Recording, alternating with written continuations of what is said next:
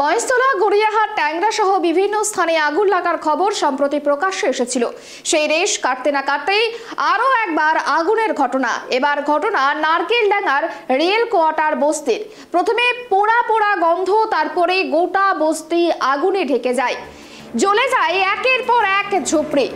ইতিমধ্যেই জ্বলে গিয়েছে 30 থেকে 40টি ঝুপড়ি। ঘটনাস্থলে গত রাতেই ছুটে যায় দমকলের মোট 16টি ইঞ্জিন। পরিস্থিতি কিছুটা স্বাভাবিক হয়েছে এবং যে ক্ষয়ক্ষতি হয়েছে সেই ক্ষয়ক্ষতিতে যেমনটা জানা যাচ্ছে যে একজনের মৃত্যুও হয়েছে।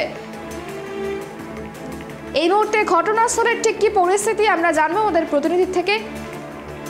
আমাদের সঙ্গে রয়েছে সরাসরি প্রতিনিধি অভ্রদীপ। অভ্রদীপ, নারকেলডাঙ্গায় ভয়াবহ অগ্নিকাণ্ড, ওই মুহূর্তে ঠিক কি ছবি উঠে আসছে?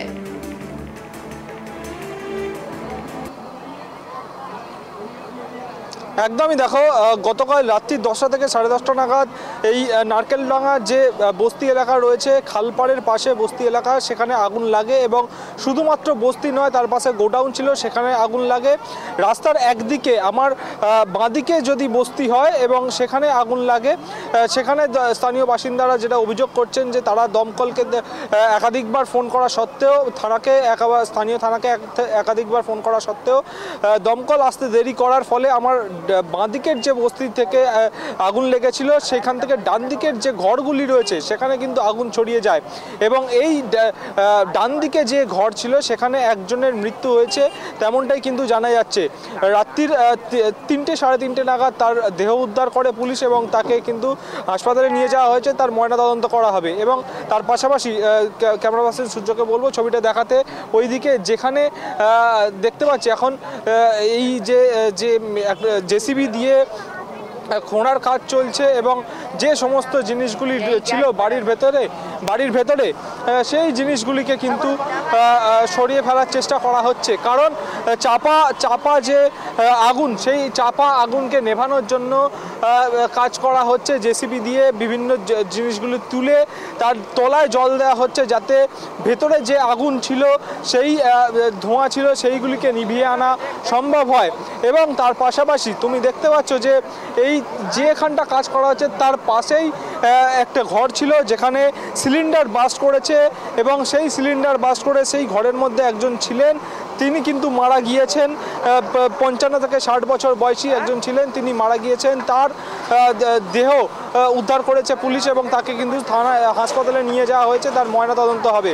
এবং আমরা জানতে পারছি যে ফরেন্সিক টিমের আধিকারিকরা, কলকাতা পুলিশের ফরেন্সিক উইং, তারা কিন্তু ঘটনাস্থলে কিছুক্ষণের মধ্যেই আসবেন এবং ঘটনাস্থলের যে নমুনা সংগ্রহ, সেই নমুনা সংগ্রহের কাজ করবেন। কিভাবে আগুন লাগলো সেটাই এখন সবথেকে বড় প্রশ্ন। স্থানীয় বাসিন্দারা যেটা অভিযোগ করছেন যে আমার বাঁদিকের যে বস্তিগুলো ছিল, অর্থাৎ খালপাড়ের দিকের যে বস্তিগুলো ছিল, সেই বস্তিগুলো থেকে কিন্তু বস্তির পিছন দিক থেকে আগুন লেগেছে, কেউ আগুন লাগিয়ে দিয়েছে, তেমনটাই কিন্তু অভিযোগ করছেন স্থানীয় বাসিন্দারা। এবং সেই বিষয়টা জানতে যারা কলকাতা পুলিশের যে ফরেন্সিক উইং, তারা আসবেন এবং নমুনা সংগ্রহ করবেন।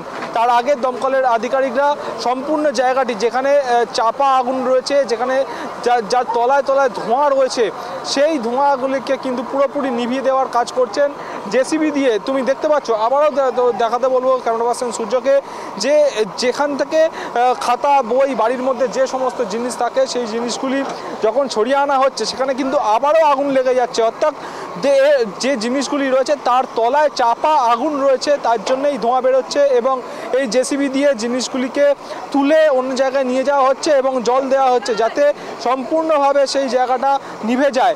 এবং তার পাশাপাশি তোমাকে বলে রাখবো যে স্থানীয় কাউন্সিলর ঘটনাস্থলে এসে উপস্থিত হয়েছেন এবং স্থানীয় কাউন্সিলর যেটা বলছেন যে স্থানীয়দের থাকার জায়গা, অর্থাৎ যে বাসিন্দাদের যে ঘর বাড়ি পুড়ে গিয়েছে, তাদের যে জিনিসগুলি হারিয়ে গিয়েছে সেগুলি হয়তো ফেরানো যাবে না, কিন্তু যে থাকার জায়গা, খাওয়ার জন্য যে যতটা প্রয়োজন, সেই সমস্ত কিছু কিন্তু কাউন্সিলরের তরফে ব্যবস্থা করা হবে, তেমনটাই জানা যাচ্ছে।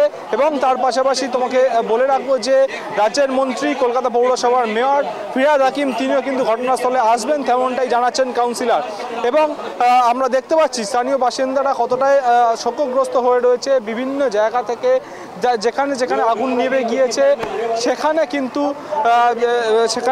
যেখানে আগুন নেভে গিয়েছে সেখানে স্থানীয় বাসিন্দারা তাদের যে সমস্ত জিনিসগুলি রয়েছে সেই জিনিসগুলো উদ্ধার করে নিয়ে আসার চেষ্টা করছেন। যে জিনিসগুলো তাদের এখনও বেঁচে রয়েছে, সম্পূর্ণ ঘর ভস্মীভূত হয়ে যাওয়ার পরেও যে জিনিসগুলি বেঁচে রয়েছে সেগুলো বার করে নিয়ে আসার চেষ্টা করছেন। আমরা দেখতে পাচ্ছি যে কতটা পরিমাণে ভিড় রয়েছে এখানে, কারণ যারা এই বস্তি ঘরগুলোতে থাকতেন তারা কিন্তু তাদের যাওয়ার কোনো জায়গা নেই। এই মুহূর্তে আমরা দেখতে পাচ্ছি যে ভিড় করে রাখা হয়েছে, কাউন্সিলরের তরফে ঘোষণা করা হচ্ছে যে তাদের থাকার জায়গা এবং যে তাদের খাওয়ার জন্য যে সমস্ত জিনিস লাগবে সেটা কাউন্সিলরের তরফে দেওয়া হবে এবং সেই জিনিসটাই কিন্তু বারবার এখানে অ্যানাউন্সমেন্ট করা হচ্ছে। আমরা সরাসরি একটু কয়েকজনের সঙ্গে কথা বলে নিতে চাইবো। দাদা, আপনি কি এখানে থাকতেন? আমি এই তো আমি দেখিনি, আমি তো রাতে কাজে ছিলাম শিয়ালদাতে। আমি একটু পরে জেনেছি ঘরে গিয়ে। এই দেখতে এসছি, শুনলাম এই যে আগুন লেগেছে দেখতে এসছি। আমি তো এদিকে থাকি না, পাশে থাকি। বহু লোক কিন্তু যারা রাত্রিবেলা কাজে ছিলেন, অন্যান্য জায়গায় ছিলেন, তারাও কিন্তু ছুটে আসছেন দেখতে এইভাবে ভয়াবহ আগুন কিভাবে লাগলো। দাদা, একটু কথা বলবো, কিভাবে আগুনটা লাগলো আমরা একটু কথা বলে নেওয়ার চেষ্টা করবো কয়েকজনের সঙ্গে। দেখতে পাচ্ছি আমরা ভিড় করে রয়েছে লোকজন, যারা দমকলের আধিকারিকরাও রয়েছে এবং লোকজন ভিড় করে রয়েছে। কাউন্সিলরের তরফে ঘোষণা করা হচ্ছে যে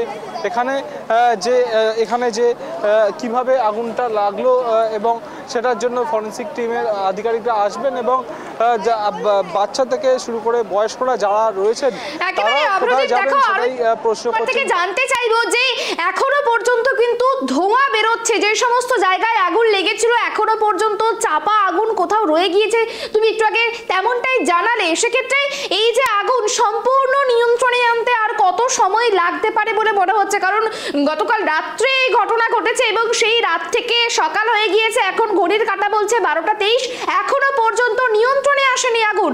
আর কত সময় লাগতে পারে সম্পূর্ণ নিয়ন্ত্রণে আনতে?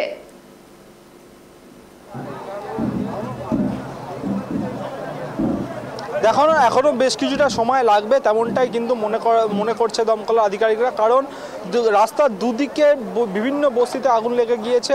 পুরো জায়গাটিকে নিয়ন্ত্রণে আনতে বেগ পেতে হচ্ছে দমকল আধিকারিকদের, কারণ যে জিনিসগুলি সম্পূর্ণ ভস্মীভূত হয়ে গিয়েছে তার তলায় তলায় কিন্তু আগুন রয়েছে এখনও, কারণ সেখান থেকে ধোঁয়া বেরোচ্ছে এবং যখনই জেসিবি দিয়ে সেই জিনিসগুলো বার করে নিয়ে এসে জল দেওয়া হচ্ছে তখনই দেখা যাচ্ছে আগুনের লেলিয়ান শিখা বেরিয়ে আসছে। সেই জিনিসটাকে কিন্তু নিয়ন্ত্রণে নিয়ে আসতে দমকল আধিকারিকদের বেগ পেতে হচ্ছে। এখানে স্থানীয় বাসিন্দারা প্রশ্ন করছেন যে তারা যখন দমকলে খবর দিলেন, দমকল আসতে কিন্তু অনেক দেরি করেছে, তার জন্যেই এত বড় অগ্নিকাণ্ড হলো। কারণ রাস্তার একদিকে যে আগুন লেগেছিল সেই আগুন থেকে দমকল ঠিক সময় আসলে সেখানে অনেক কম ক্ষতি হতো এবং সেখানেই আগুন নিভিয়ে ফেলা যেত। দমকল দেরিতে আসার কারণে রাস্তার অন্যদিকে যে ঘর বাড়িগুলো ছিল সেগুলোতেও আগুন লেগেছে, সিলিন্ডার বাস্ট হয়েছে, একজনের মৃত্যু পর্যন্ত হয়েছে, তেমনটাই কিন্তু অভিযোগ করছেন স্থানীয় বাসিন্দারা। অবরোধ এলাকা কি ঘিঞ্জি হওয়ার কারণেই আগুনের এই ভয়াবহতা?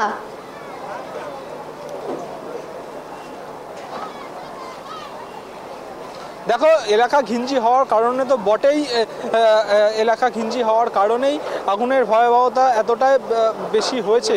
যদিও স্থানীয় বাসিন্দারা বলছেন যেদিকটা খালের দিক, অর্থাৎ যেদিকে বসতি বাড়িগুলো ছিল, বস্তিগুলো ছিল, তার পিছন দিকে আগুন লেগেছে। কিভাবে সেখানে আগুন লাগলো সেটা জানতে কলকাতা পুলিশের সায়েন্টিফিক উইং আর কিছুক্ষণের মধ্যেই এসে উপস্থিত হবে, তেমনটাই জানা যাচ্ছে। এবং ফরেন্সিক টিম তারা কিন্তু নমুনা সংগ্রহের কাজ করবেন কিভাবে আগুনটা লাগলো সেটা খতিয়ে দেখার জন্য। বেশ, অনেক ধন্যবাদ আমাদের সঙ্গে থাকার জন্য। যে ছবি দেখাচ্ছিল আপনাদেরকে, একেবারে 30 থেকে 40টি ঝুপড়িতে ভয়াবহ অগ্নিকাণ্ড, নারকেল ডাঙার এই ঘটনা। আর এই ঘটনা গত রাতে লেগেছিল, গত রাতে হয়েছিল এবং সেই ঘটনার পরেই কিন্তু আগুনের ভয়াবহতা এতটাই ছিল যে বেশ বেগ পেতে হচ্ছে দমকল কর্মীদের আগুন নিয়ন্ত্রণে আনতে। 16টি ইঞ্জিন ঘটনাস্থলে রয়েছে, তবে এখনো পর্যন্ত আগুন নিয়ন্ত্রণে আনা পুরোপুরি সম্ভব হয়নি। গোটা ঘটনাকে কেন্দ্র করে রীতিমতো মাথায় হাত বস্তিবাসীদের, কারণ শুরুতেই যেটা বললাম 30 থেকে 40টি ঝুপড়ি একেবারে পুড়ে ছাই হয়ে গিয়েছে এবং এই আগুন কিভাবে লাগলো এখনো পর্যন্ত তা জানা যায়নি। কিছুক্ষণের মধ্যেই সেই বিষয়ে তদন্ত করলেই সেই বিষয়টা আরো পরিষ্কার হবে যে কিভাবে লাগলো এই ভয়াবহ আগুন।